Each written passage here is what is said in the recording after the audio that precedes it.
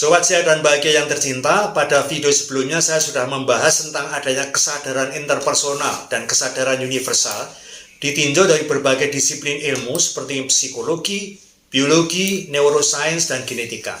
Saya ulangi di sini bahwa kesadaran interpersonal mengacu pada kesadaran dan pemahaman bersama di antara sekelompok orang yang memiliki budaya atau pengalaman yang sama. Ini mencakup keyakinan, nilai, norma, dan persepsi yang dibagi bersama oleh anggota kelompok itu. Dari kesadaran interpersonal ini kita kembangkan untuk menjawab pertanyaan, apakah di alam semesta yang maha luas ini sebenarnya ada satu kesadaran yang bersifat universal, yang tidak hanya menghubungkan antara manusia yang hidup di bumi, tapi kesadaran itu juga ada di dalam alam semesta secara keseluruhan. Memang kesadaran universal adalah konsep yang lebih abstrak yang merujuk pada gagasan bahwa ada kesadaran kolektif yang melampaui individu dan kelompok, mencakup seluruh umat manusia atau bahkan seluruh alam semesta. Jika kita hubungkan dengan teori yang dikembangkan oleh berbagai pakar, bisa disebutkan di sini misalnya pada teori medan morfogenetik yang disampaikan oleh Rupert Sheldrake yang mengusulkan konsep medan morfogenetik di mana informasi dan pengalaman manusia dan alam semesta dikomunikasikan melalui medan yang tidak terlihat dan mempengaruhi pola dan bentuk semua organisme.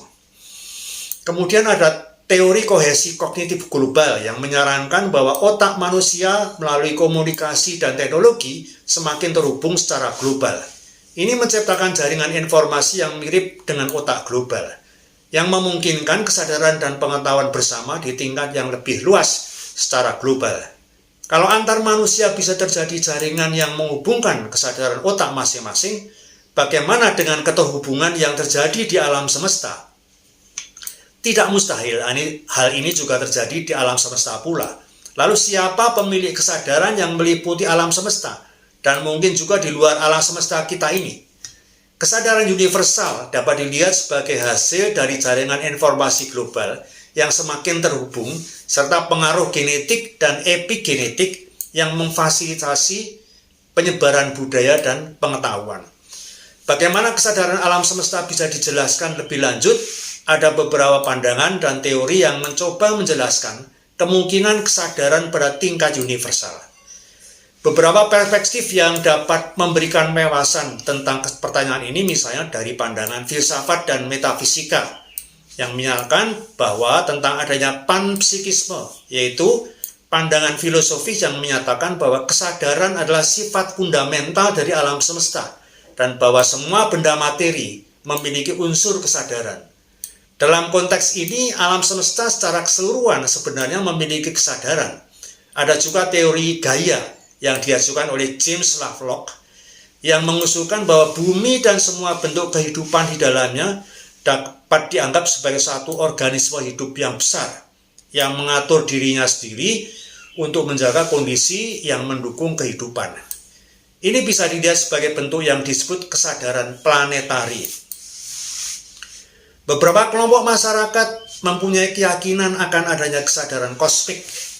Beberapa tradisi spiritual dan agama seperti Advaita Vedanta dalam filsafat India menyatakan bahwa kesadaran adalah dasar dari seluruh eksistensi dan bahwa seluruh alam semesta adalah manifestasi dari kesadaran tersebut. Dari perspektif ilmiah ada teori tentang medan informasi universal.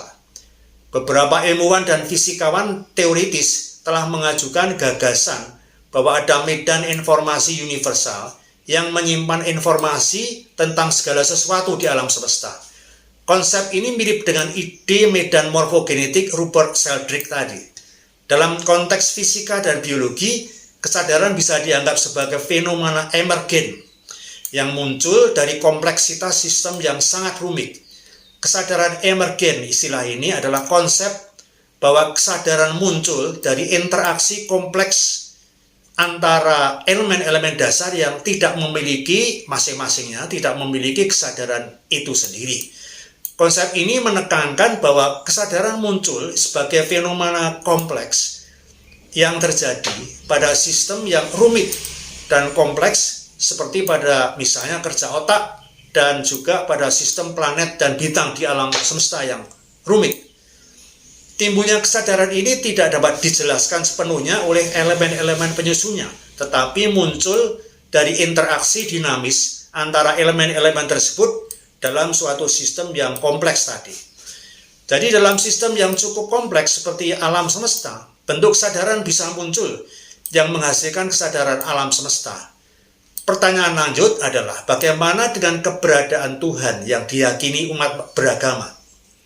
Ini bisa dijelaskan misalnya dengan perspektif fisika modern. Di fisika modern ada teori Big Bang dalam proses penciptaan alam semesta. Teori Big Bang menyatakan bahwa alam semesta dimulai dari sebuah titik singularitas yang sangat panas dan sangat padat sekitar 13,8 miliar tahun yang lalu yang meledak disebut Big Bang. Fisika modern menjelaskan bahwa dari ledakan besar ini alam semesta berkembang dan mendingin, membentuk galaksi, bintang, dan planet.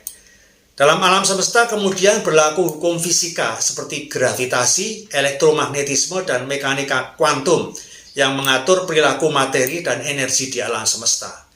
Kita perlu mempertanyakan dari mana asal-usul hukum-hukum ini bisa muncul. Hal ini bisa menjadi bukti dari adanya suatu desainer yang cerdas yang mencipta alam semesta yang disebut Tuhan bagi umat beragama. Dalam teori kuantum misalnya terbukti bahwa alam semesta banyak memiliki elemen ketidakpastian, namun juga menunjukkan adanya keteraturan yang terjadi. Ini terbukti pada penelitian pada partikel yang lebih kecil dari atom atau yang disebut sebagai subatom, yang menunjukkan bahwa partikel-partikel dapat memiliki keterhubungan yang sangat teratur meskipun mereka berada pada jarak yang sangat jauh satu sama lain.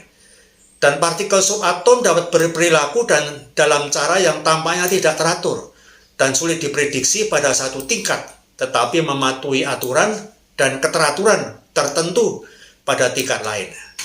Hal ini yang mendasari beberapa ilmuwan menganggap sebagai bukti adanya desainer cerdas tadi, yang kita katakan sebagai bukti adanya Tuhan. Dari teori evolusi, kita ketahui dari biologi modern yang menjelaskan perkembangan kehidupan melalui teori evolusi oleh seleksi alam yang diusulkan oleh Charles Darwin. Proses ini menjelaskan bagaimana mekanisme atau organisme berkembang dan beradaptasi dari bentuk-bentuk sederhana menjadi lebih kompleks. Berbeda dengan perdebatan tentang teori evolusi selama ini yang berfokus pada perdebatan manusia pertama apakah benar Adam atau bukan, sebagaimana yang diyakini dalam agama-agama Yahudi, Kristen, dan Islam, justru teori evolusi bisa menjadi salah satu bukti adanya intelligent design atau desainer cerdas ini, di mana semua kompleksitas kehidupan dan mekanisme molekuler seperti informasi yang tertanam dalam DNA, informasi yang terkandung dalam DNA dan diturunkan dari makhluk satu ke makhluk berikutnya, itu timbullah evolusi makhluk dari sel satu, sel yang sangat sederhana, menjadi makhluk yang jumlah selnya mencapai sampai puluhan triliun, seperti pada mamalia. Hal itu menunjukkan proses evolusi dengan tingkat kompleksitas dan keteraturan yang sangat tinggi. Ini menunjukkan adanya desainer cerdas, yang bisa diartikan sebagai bukti keberadaan Tuhan yang membimbing perkembangan kehidupan.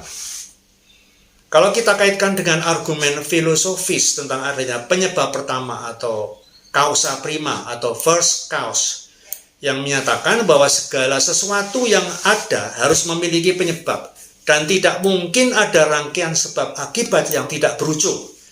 Harus ada penyebab pertama yang tidak disebabkan oleh apapun yang sering diidentifikasi sebagai Tuhan. Argumen teleologis menyatakan bahwa keteraturan dan tujuan dalam alam semesta menunjukkan adanya perancang yang cerdas ini. Keteraturan dalam hukum alam dan kompleksitas organisme hidup dianggap sebagai bukti dari desain yang disengaja oleh yang kita sebut sebagai Tuhan. Beberapa tradisi filsafat dan agama melihat Tuhan sebagai kesadaran tertinggi yang menciptakan dan membimbing alam semesta. Tuhan bisa dianggap berada di luar alam semesta atau transenden atau sebagai bagian integral dari alam semesta atau imanan. Jadi apapun bentuk keyakinan tentang sosok Tuhan dalam berbagai agama, bisa disimpulkan bahwa pandangan tentang Tuhan yang mencipta dan membimbing alam semesta adalah keyakinan yang bisa dijelaskan melalui batas-batas ilmu pengetahuan dan filsafat.